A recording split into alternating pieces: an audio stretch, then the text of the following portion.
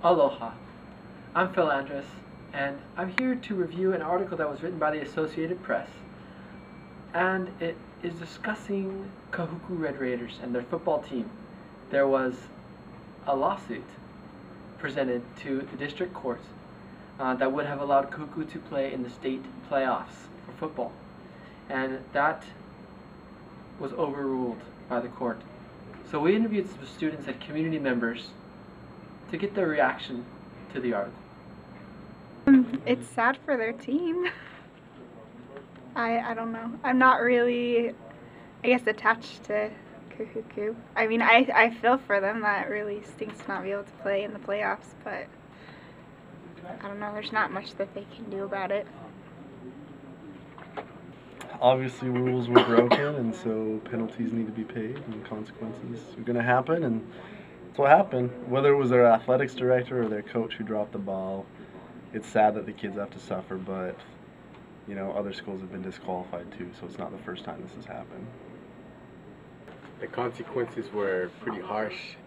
I know something had to be done, but I think they could have done it a different way. Either the principal would have gotten in trouble, or it would have been forfeited, or the coach or something like that. So I would have weighed out the balances and said maybe they forfeited a few games and they would have to play a different team or something like that, but not forfeit the whole season.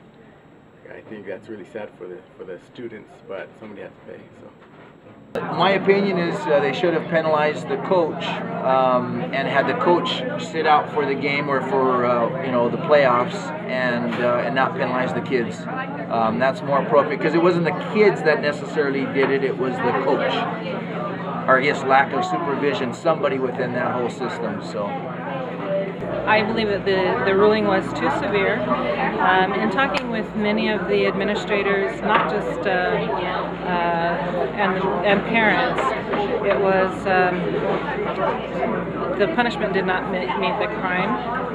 The timing was extremely bad. If they're going to do something like that, they certainly should pay some more attention, at least a month ahead of time.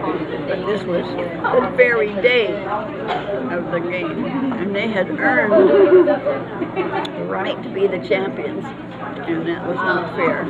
Well, when I first heard about the court ruling, I was pretty upset. I'm a Kahuku graduate myself, and I know a lot of the players, and I know that they worked really hard. And I think based on the books, the judge probably ruled correctly, but I feel there wasn't really much heart or consideration for the players and their decision.